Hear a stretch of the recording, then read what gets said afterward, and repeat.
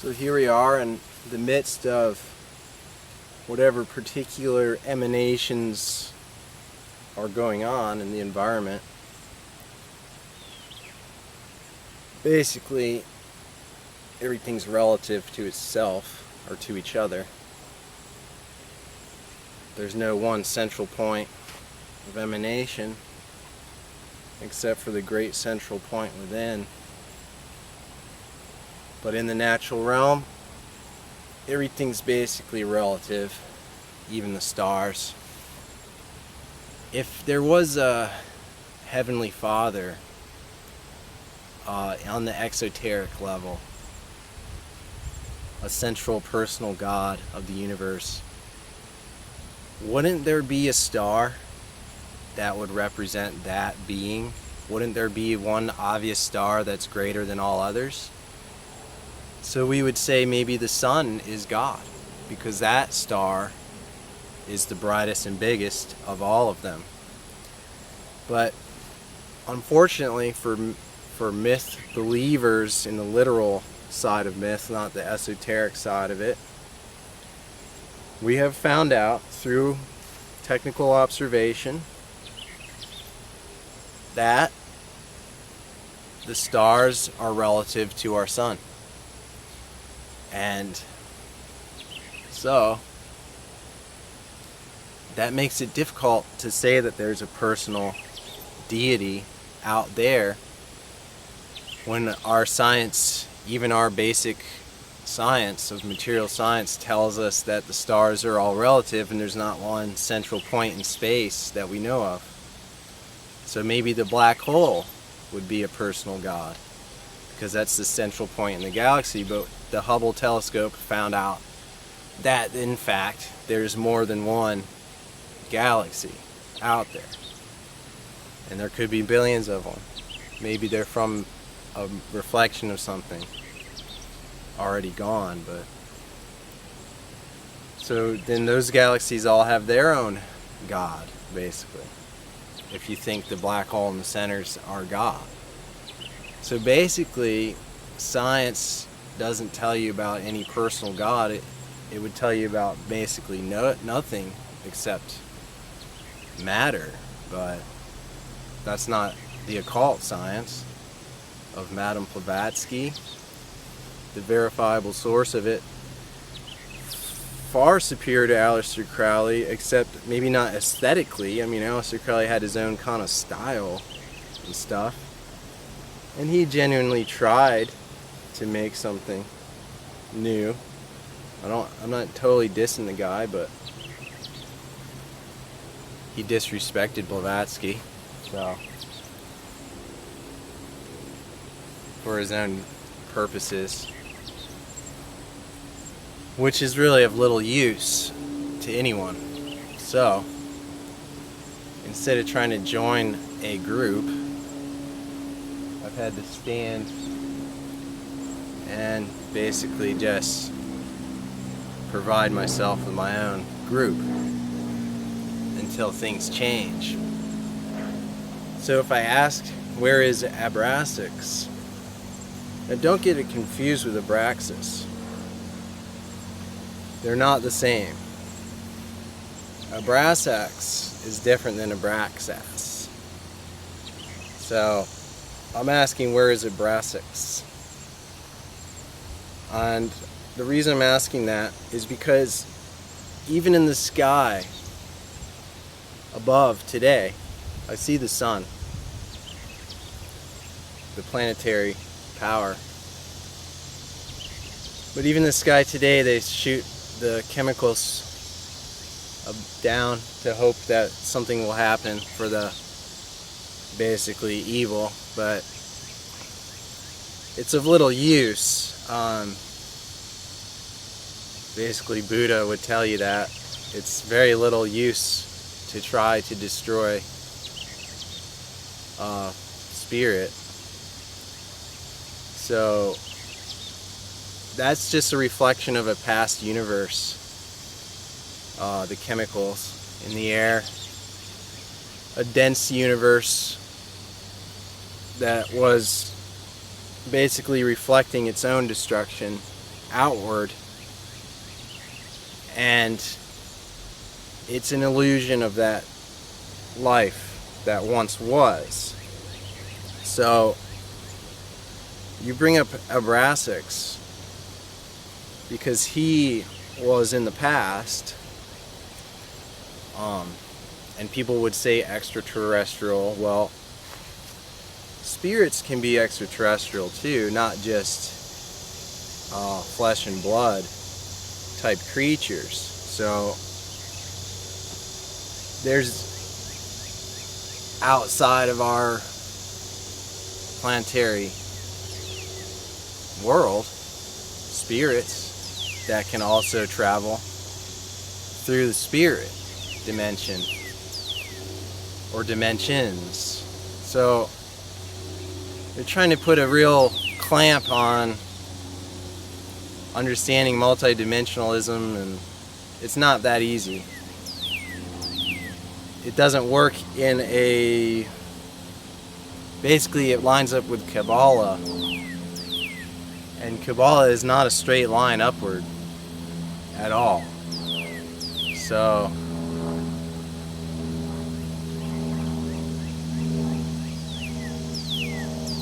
basically, these physics and stuff is pointless. So the past universe that's trying to do destructions, thinking that it will avenge the creators of the universe at last. And sure, some may fall victim to this illusion because of their proprietary interior mind that's unbeknownst to them is actually unique to each and every single individual. But they didn't know that. So that was where they fell victim to the, basically, anything basically that's emanating from a reflection of that. So what is the point? Well, the point is that I'm saying in Abrasax, if I only get, say this is Abrasax, and I'm getting, a little sliver of him, what he's trying to say is that one individual soul, when it realizes the actual capabilities of that and that uniqueness of it, that in fact it could affect the entire previous worlds and potential future worlds, because the future and the past, as you know, are in the now for sure, but that's irrelevant to this discussion almost. The thing is, there's a certain mind that's out there in the material realm and sometimes crossing over into the spiritual realm, but not living in it as a rule, like Madame Blavatsky did, or some of her friends. But so they're concerned about the future, but if you take note of it, 1, 2, 3, 4, 5, why do we have 5 fingers, right? So the pentagrams can't be evil unless our hand is evil.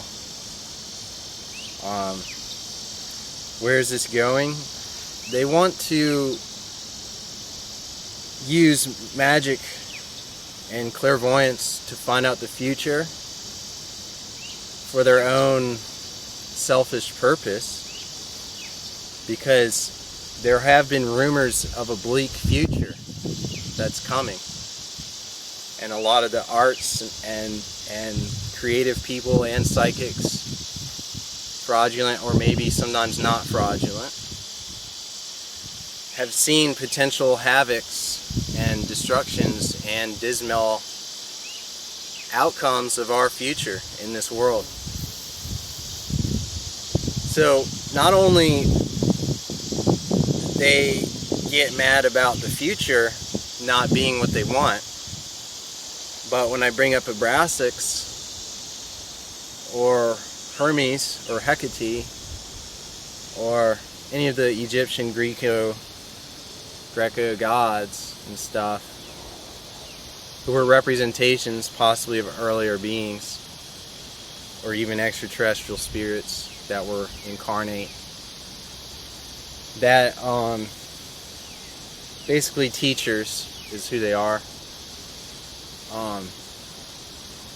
They get mad about that. So